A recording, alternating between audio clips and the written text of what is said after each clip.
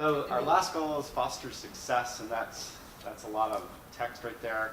But I would say the institutional researcher has been a great add to this because we have a better window into our classrooms in all different kinds of ways.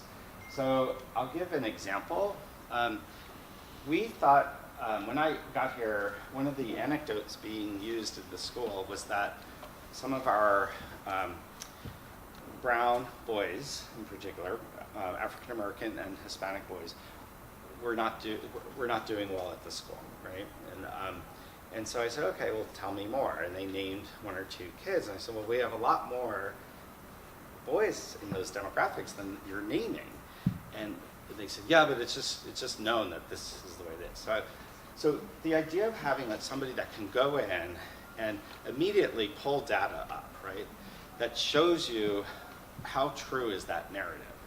So what we saw is there is some truth, but there's also a whole group of kids doing really well, right? And why aren't those stories being told? And that's where the conversations get really interesting. And we didn't have the ability to delve into our classrooms and into the culture without this data. Does that make sense? What we ended up discovering, by the way, is that it was actually based on what type of middle school a student comes from is the biggest predictor of their first year grades at Lick. And in particular, urban charter schools prepared students least well for this experience. That doesn't mean that urban charter schools aren't doing a good job. That is not what it means. It means that their job is not to educate kids to be ready for Lick. What we found is that in very structured urban charter schools, students had a much harder time understanding how to use their unstructured time. And they were very quickly, if you missed a homework assignment, there was somebody on top of you in those middle schools, right? At here, as you know, I don't know, you can go a couple of months and the teacher finally says, hey, you never turned it, whatever. So I hope that does happen, sorry.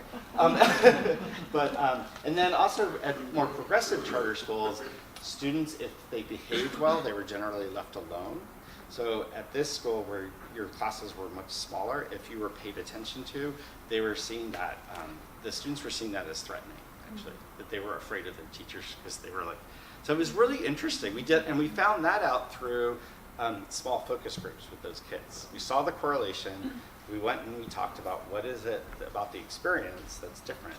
And so then we can put in interventions. So then now when we take a kid from one of these charter schools, we are very conscious about how to help them get ready for the experience here. We couldn't do that without the institutional research. So that's just one small example of the many things that she's done. And Mariel left, I don't know if you know that. So we don't have an institutional researcher right now, but we're going to hire a new one for next year. She was caught with a really tough decision. She was offered a job, she's an engineer also, to help bring broadband to all the Indian reservations in the country. And they wanted to get it done because the FCC just passed this no more net neutrality, and they think that what's going to happen is companies are going to come in and charge exorbitant amounts of money to get broadband into the reservations. So this is a nonprofit that's trying to do all that work before. So she had to choose, and you decide if she made the right decision. So we've just done a lot of things to foster success. Again, these slides will be available. I'm conscious of the time. I don't want to go too far. I have a lot more to cover, so I'm just going to fly through these. But the PA is doing great work, by the way. Over 5,000 hours of volunteer time to film. Which is amazing. It's awesome. 84 different events held each year. I mean, that's a lot, right? There's parent panels that go to the philanthropy initiatives, workshops in the center. There's just so many great things. This year, the family affinity groups are really taking off. So thank you for being so involved in your kids' schools, because I know that it's not because they want you here. No, they do want you here, and it actually is so important when you are, because they see that, and it really matters to them. So the conclusion is our strategic plan has really gone really well. And we are about ready to launch into our next one. And that will be based on, and I'll talk a little bit more about it, from the self-study and the visiting report from WASC and CAIS. So really quickly, here we go, construction update. Our excavation and shoring is complete. We have our foundation. The first floor has been poured. We had to spend more money to make up for a month of delay. So the price of the project has gone up a little bit. We've eliminated a few little things. So we were going to do this pretty cool little enclosure over the space between the theater and the building. If you've been to foreign cinema, it's like that tent that's outside, really cool, right? Well, we can't do it. So. But basically what we're trying to do is we're trying to really cut back wherever we can of non-essentials. We're putting in infrastructure, so in some future date, if we want to do it, we can. But you know, we're making responsible choices. So that's really exciting. Just really... No hot tub, yeah. That had to go too, you know. So, I mean, just to show you, last April we were here, and then now we're right about here. And this is all basically due to the delay that we experienced. So we're about $1.6 million over, but that's okay. It's, you know, it's a big project. The good news is we're raising a lot of money, which is so exciting for this school. So we are about $21 million in pledges and cash from 158 donors, and we are not stopping. So this is more than twice what the school has ever raised for a capital campaign, so it's really exciting. Just been tremendous generosity shown by the community. So we're doing well there, and we have a bunch more foundations to talk to. Let me pause there. Any questions about the building or, yeah? So are you looking to hire more teachers now since we're expanding? Because I know like we're getting up there like 18, 19 students to one teacher now, so the ratios are getting pretty hefty. Yeah, so the question is, are class sizes going to remain the same with a larger population? So in your first 2 years at Lick, right, there's 8 sections, basically, of all classes. And so right now those sections are at 16 kids. Now sometimes what you'll have is one of 18 and one of 14, depending on scheduling. But on average, your class size is 16. We will go to class sizes of 17.25. That poor child, that but this is the secret to independent school education, right? It's an incredibly expensive model, and there is no way to control costs. There's very few ways to control costs. One of them is by making it a more efficient model, right, which is to increase class sizes a little bit. So we will be going to 17. Your upper level classes will be 18 because we allow students to double in their upper level classes, right? So they can take 2 sciences, they can take 2 math. If we got rid of that, we could keep classes smaller. But so in other words, if we have 14 kids who are interested in genetics, and there's 4 others who want to do physics and genetics, we let them take it up to 18. So yeah, that's the class size. We really try not to go above 18. I do know, I think one physics class is 20 this year, and that was the teacher agreed because we were like, oh, we can't. There are only 2 kids. Please take the kids. Right? So, yeah. I think it gets harder in the accelerated classes, like accelerated algebra 2. You know, there's 18, 19 kids. So I think the accelerated classes, it's I think hard to manage. Yeah, it can be. Yeah. Yeah. I mean, we continue to. We are going to add some sections, but we don't have plans to bring in lots of teachers. Yeah. Other questions?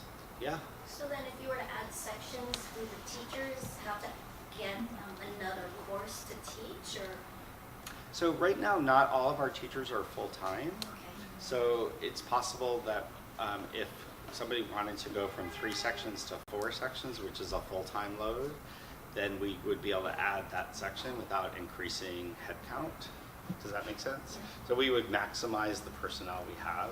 There's plenty of folks who want to work part-time. And so we could hire a part-time teacher to teach a few sections, right? I prefer full-time people. I just think they're involved in the life of the school in a different way. But we're willing to work with people wherever they are. So, yeah. Does that make sense? Other questions? Is there a reason why there's only one conference a year? Yeah. Because stuff can get pretty far down the road before you Yeah. get that conference. So let me put you should be lucky you only have one conference, because if you have more than one, something's not going well. No, so in other words, you can request a conference at any time you want, right? And you can do that with the advisor, you can do that with a teacher, you can do that with a dean. We have one formal day of conferences. And we did change that where the students run that meeting now. And we feel like that's a good touch point for kids in the school. But you can meet anytime you want. And believe me, we have a lot of meetings for kids who really are struggling. Those kids aren't just like, well, let's wait 6 months and talk to them in January. So, it's a balance of what you're asking your faculty to do, really. Yeah. Is this the time for any questions? Sure. I missed the beginning, so you might have covered this, but is there any talk about homework load and trends in that, and the research and so on? Yeah, so I commissioned a study from the stats class. They took it very seriously about how effective is homework to help student learning. Come back with much information. I am very interested in the question. I really am. There are certain skill sets that you have to practice in order to get better at them, and writing and reading are two of them. Right? You can't learn to write without writing, and it takes time. It just takes time. So that's not going to change. And our students leave here writing really, really well. They're very strong writers.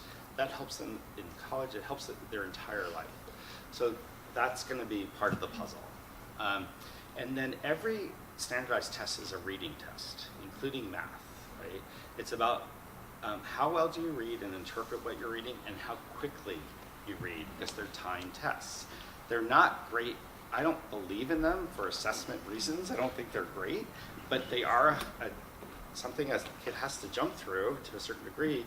We have to get them to read really efficiently, effectively, and at a certain pace. And that means giving a lot of reading. So there's a pull there. Then at the same time, you want to give them meaningful work, right? You don't want them to feel like it's just rote, because that just sucks the soul out of you, right? So I'm not one of those people that don't believe in homework. I do think there should be a limit. We do measure homework, and on average, kids are doing about an hour per class, 75 minutes for an honors class. That's on average. If a student is doing a lot more than that, they need to talk to their teacher, because we're not designing it that way, and find out if there's a more effective way to tackle it. I think it's also in the realm of family life, Yeah. Kids don't want to do family things on weekends because they're Yeah. always feeling... No, I know. I get it. Yeah. Just to follow up on this, so are there not best practices for homework hours in independent high schools? I mean, I would assume that there are best practices for that. Well, it depends on what school we're talking about.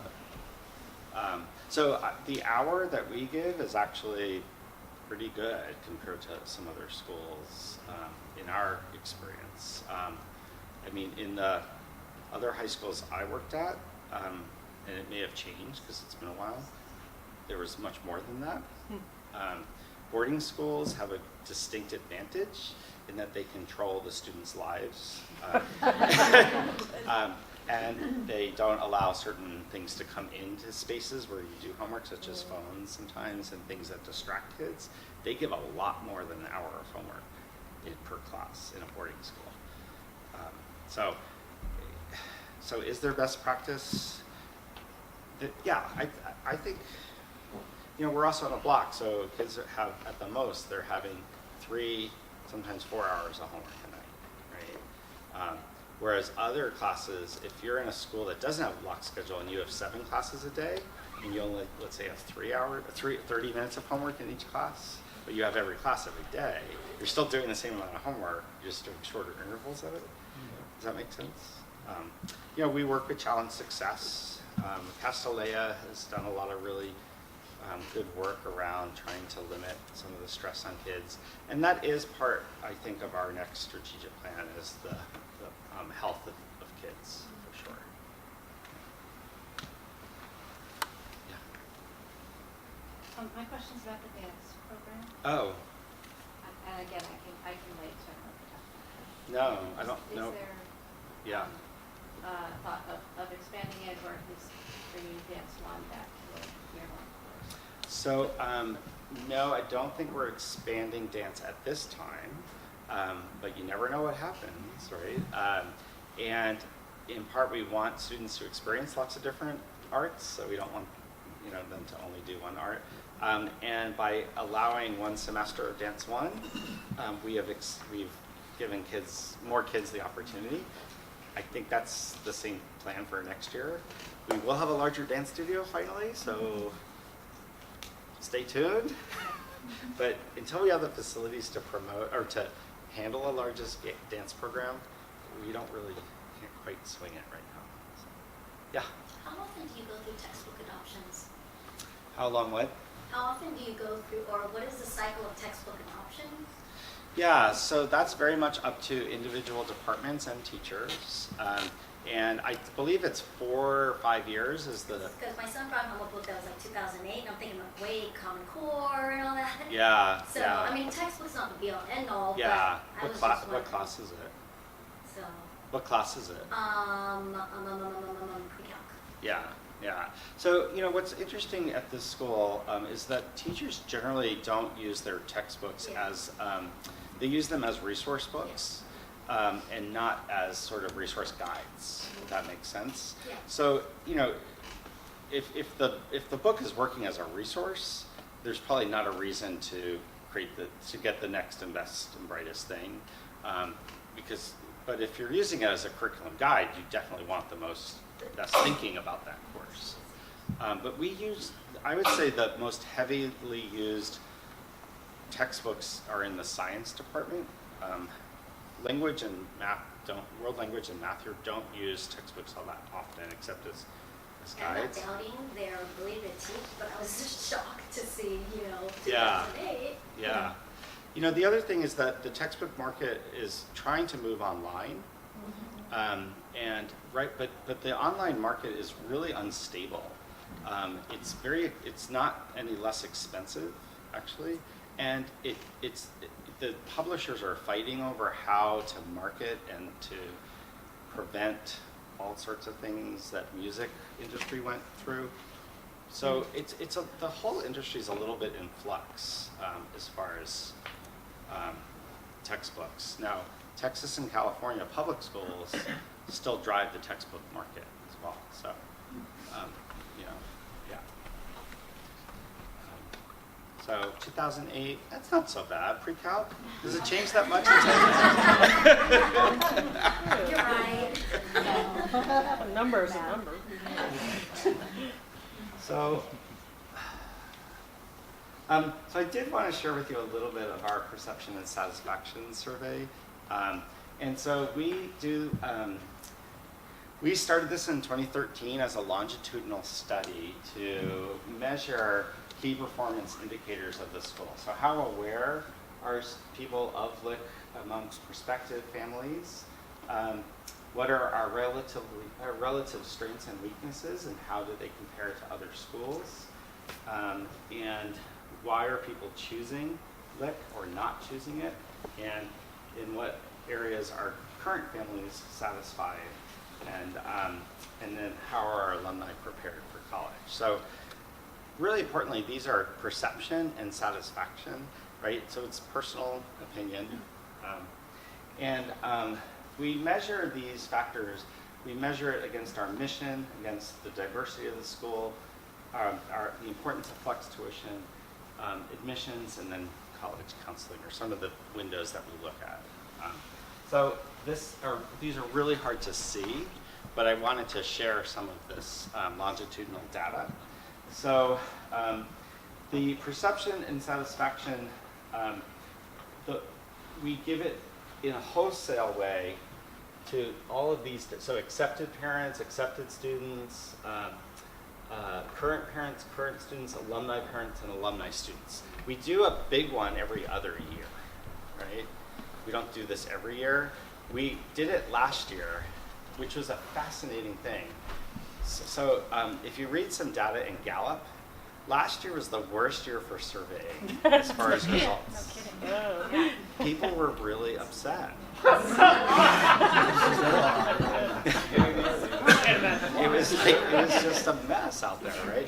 So that colored our results for sure, but that's great. You know, it's a longitudinal study. So here, what we're interested in are the trends, right? So we're not that sad that the reputation of the school went from 94% to 98% to 94%, right?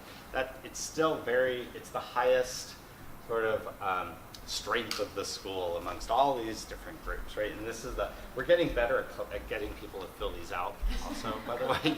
So again, these are trends, right? We're looking for trends.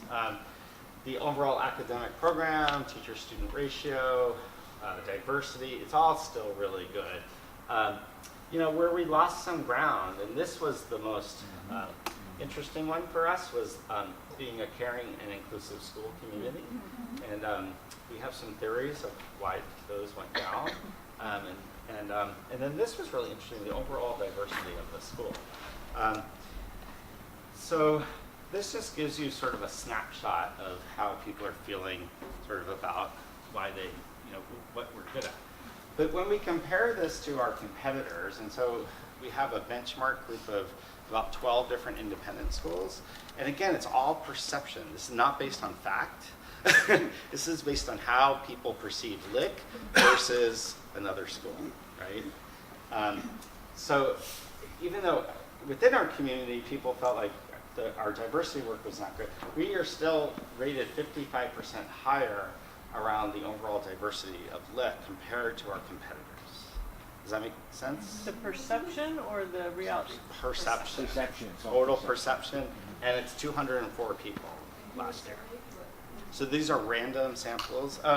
No, sorry, this is accepted parents and accepted students. So that even colors it even more, right? Because if they were accepted, they love the school, hopefully, right? So again, like you have to be really careful not to place too much, but and that's why it's an interesting longitudinal study. And this goes back, so we have since 2013, and we're just looking for movement in the top, like what's moving here, right? Does that make sense? You know, we're still considered educating the whole school. These are our strengths compared to other communities.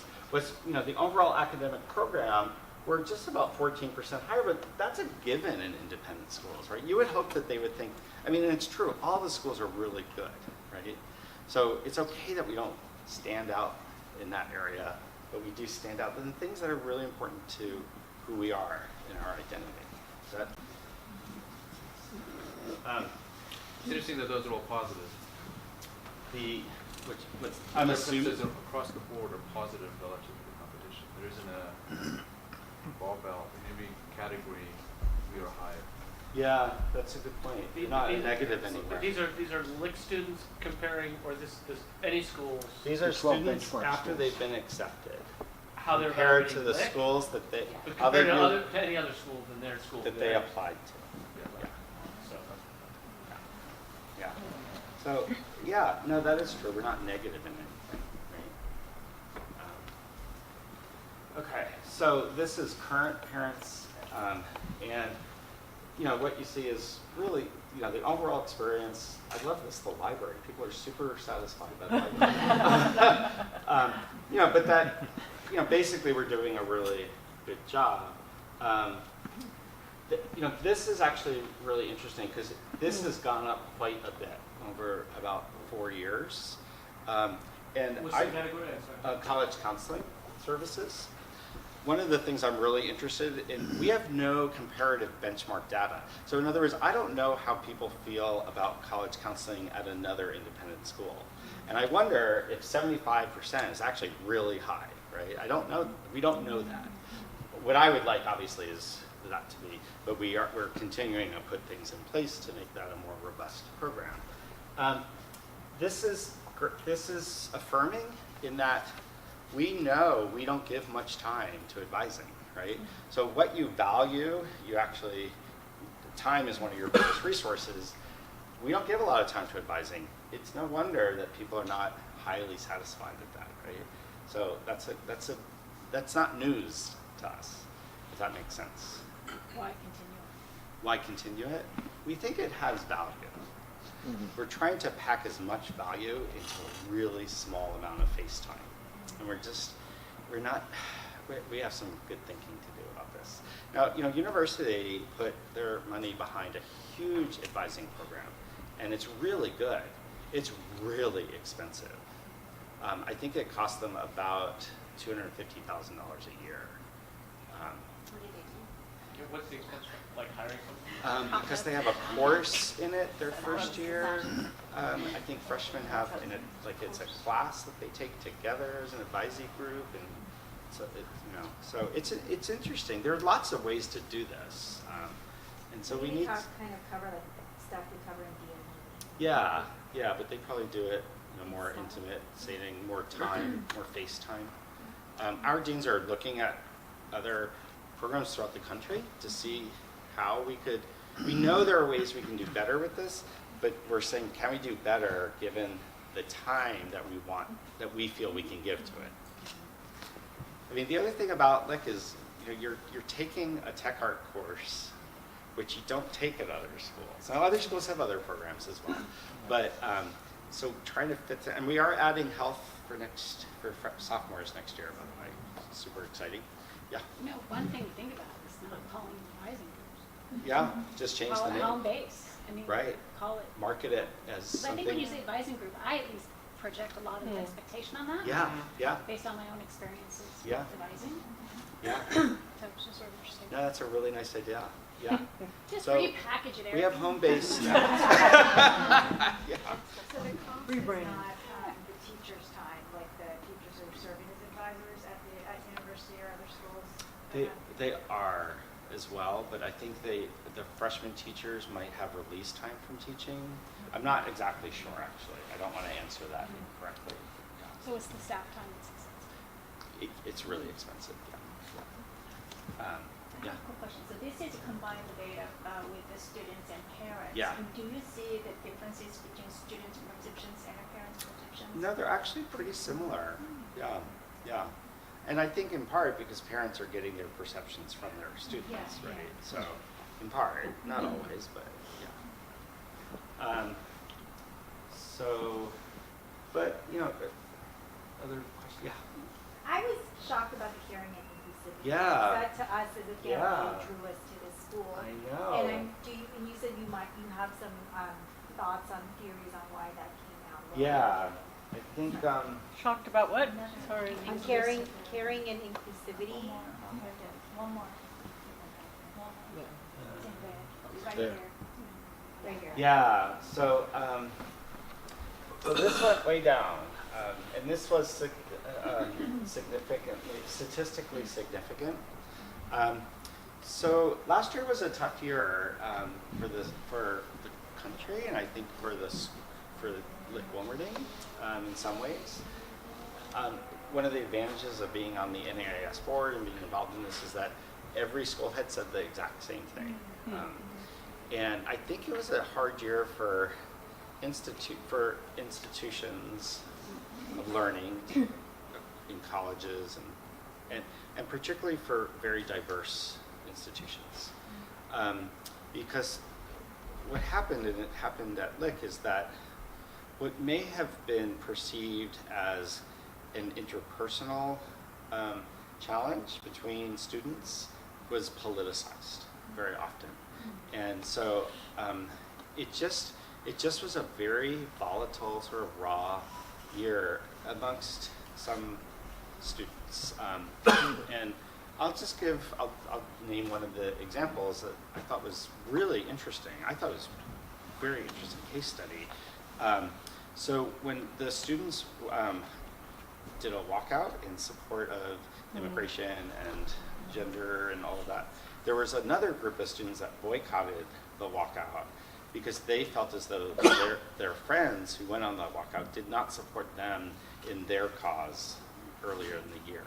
And I said to the board, like, can't we just have a walkout anymore? Like, what's wrong with that? But it's this nuance of experience where people, I think it was before people were really trying to pull together. They felt they were so successfully fractured by what happened in some ways, and we felt it. We really felt it here. I think the adults felt it. The teachers really felt it, and the students. And we are. One thing I love about this school is we have a pretty porous membrane, even though we're a rarefied experience. Issues walk in the door. The door at this school readily, right? And we're dealing with high schoolers, and so it was, yeah. So I don't know if that helps, but I do think that it was an indication of a larger feeling of not feeling cared for and included, right? Yeah, just anecdotally, my daughter made some comments of the year that in theory, Lick is really inclusive, but in practice, people don't actually do. People still fall into their racial groups when they hang out and this sort of thing. So it may also be that they're more objective. Or I felt like she's being more objective about what's really there than the ideal that she walked in. Maybe that was also more obvious this year. Yeah, but it this definitely was last seemed year. like it was a contrast between how we thought it was supposed to be, or how we perceived, or what we say we are, versus what's actually happening. Yeah. Yeah, and I get that a lot. Really importantly, part of identity formation is hanging out with the group that you feel most comfortable with. That's a really important thing that you have to go through as an adolescent. Whether it doesn't matter if you're a student of color or class or sexual orientation, you feel comfortable with a certain group of kids, and you're going to hang with them because you feel safe. And then as you feel better about yourself, you then start reaching out again, right? And so it's a very natural part of development. It's hurtful for kids who don't understand that and aren't struggling with some of the same identity questions because they see their friends that they had all of a sudden turn their back on them. And they're like, well, now they're only hanging out with these kids. It's really complicated, right? Having said all that, I think we're having a really good year this year. So kids are sharing lockers, right, except for seniors. There is not, at least from my perspective, there's not been one issue between kids sharing a locker. Is anybody, or maybe they're telling you. I'm hearing that there's no. But he's not using his locker. Yeah, they're not using it. Yeah, well, there you go. So, but actually, I think it's been a very positive year, and I think actually being in a smaller setting has helped people. It's a little different, but it feels very, very positive on campus this year. When I told my friend Monique Devane, who's the head of school at College Prep, who's a data geek, that we did our P&S survey last year, she's like, oh man, like I'm so glad I didn't do ours last year. We're doing, like, she's on the other side. So it is. And we have put a number of things in place as well. I'm trying to eat lunch with groups of students more often, just to hear directly, like, how is it going? What is going on? I'm meeting with the student body presidents once a month. I go to a student body council once a month. Now, I'm not saying that I can fix this, but I think sometimes feeling included means that the person in charge is actually listening, right? And I just want to make sure that students feel like that the people, that we're listening to them. And it's been kind of fun because they have asked for some kind of low-hanging fruit, and I'm like, of course we'll do that. They feel so empowered, and it's really exciting. So yeah. I don't know if this is your experience, but so I have two kids. One just graduated and one's a sophomore. And I last year was difficult, and I think that one of the challenges was that the concrete way that kids think and the abstract things that were going on. Mm-hmm. And the vocabulary that Lick gives them to talk about it, but not necessarily understand it. Right. So I would hear phrases around privilege and sort of judgments around situations that were surfaced. And I really appreciate the adults in the school getting in there and working with them. Something like a lunch with you where you're, trying to reframe things for them. Right. Yeah, and like I said, and it's become politicized, right? Where Yeah, that's the kind of concrete. Exactly. Right? It's, the filters that things are being put through. right, right. I wanted to say, I think you alluded to it, it mirrored what conversations we were having with some of our community partners. Like Coleman Avenue for Youth, after the Women's March, the women of color there were actually very upset. Similarly, because they said, where were all these women when we were marching for our issues? Yep. And so they're actually very sophisticated here Yeah. to pick up on that nuance, I think, while you can usually go out and just march. Right. It's a conversation even adults are having. So. Right. Well, and also during the march or the walkout when they were going down, they ran into a whole group of kids from public schools who were really upset with them. Right. And that was really shocking to our students. But I was like, wow, that's awesome. They were experiencing the real world all this, So, but it's complicated, right? It's really complicated. That's right. So I just went through that. Alumni. So this is just, hopefully this gives you some hope, is that consistently alumni are feeling really prepared. Now, again, the numbers are pretty small, but this isn't bad last year. But across the board, they're feeling incredibly prepared for college in really wonderful ways. Probably the one is this practicing sports and are exercising regularly. So about 80% of our students participate in a sport, and there has been a push for us to try to provide opportunities where students can exercise but not be involved in a sport. And again, it's like what can the school handle? And we tried offering an after-school yoga class. It didn't catch on. We had rock climbing or an outdoor ed hiking group. About 4 kids. It's hard to pay a teacher for 4 kids. So, yeah. This is like percentages that are in the top 2 box, right? Yeah. So how many boxes were there? 5. So it was like very satisfied, neutral, not satisfied, terribly unhappy. Or something. Yeah. It was a Likert scale.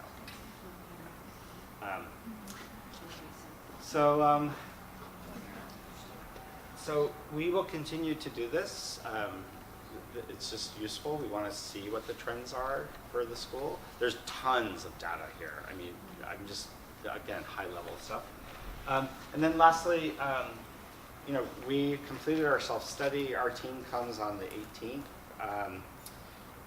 Then they write their accreditation report. So they come to visit for 3 days. What they're doing is they're making sure that what we said about ourselves is accurate. And then they write a report. They give us an accreditation, a term of accreditation, and then we have to respond to that. And the way we'll respond is by developing our next strategic plan based on lots of this data, lots of the data from our own self-reflection, data from their observations of us, and we will do focus groups as well. We did the AIM survey. We have that data. So, and forward and onward and upward.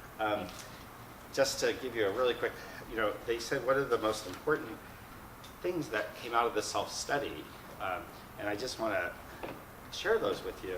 The 4 things that we really, at this point, think that we really need to be paying attention to, and that is how does the school size affect the school? So by going to 490 to 550, we think we have really good plans, but in the community, there's consternation about what does that mean for the school.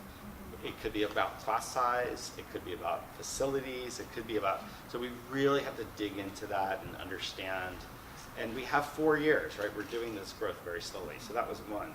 The other is assessment and engagement, right? Assessment, how we're assessing kids and how we're measuring adult engagement came up a lot.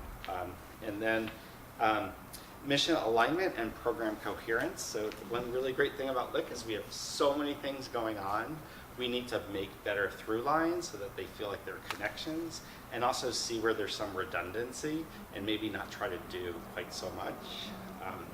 And then the last one is sustainability, and that's environmental, but flex, financial, and the school as a whole. So that's what's coming up from our self-study. I'm sure we'll discover some other things as well. So that's the state of the school. Do you feel stated? Or seated? Any questions that you might have? Yeah. So when I looked at your data, couple slides prior, there is a satisfaction rate about the class sizes of students over the surveys. There was their satisfaction with class sizes, I think, is going down. Teacher-student ratio right there. Size of student population? No, teacher-student ratio.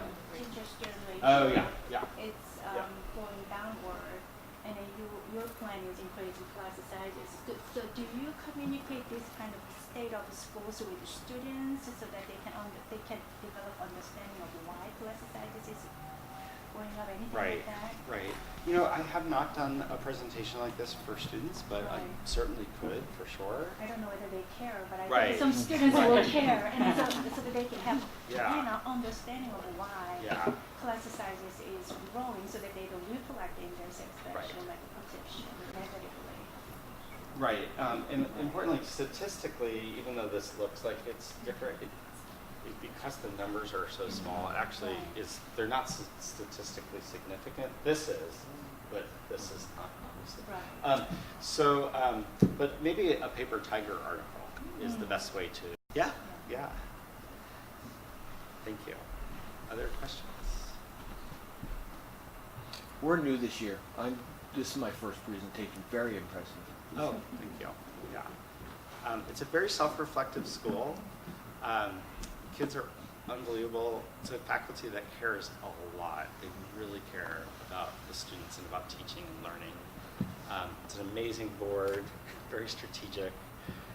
So I think we're really headed in the right direction, and we try to remain very humble in what we do, because you can always do it better.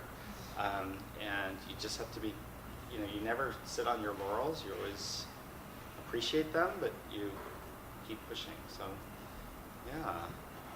So thank you. Thank you.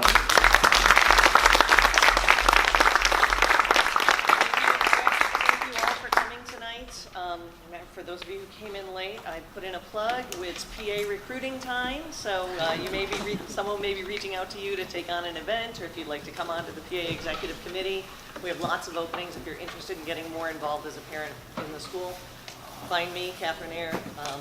My email's on the website, and please help yourself to the food and drink that's left. Thanks again, everybody, for coming out tonight. Really appreciate it. Thank you.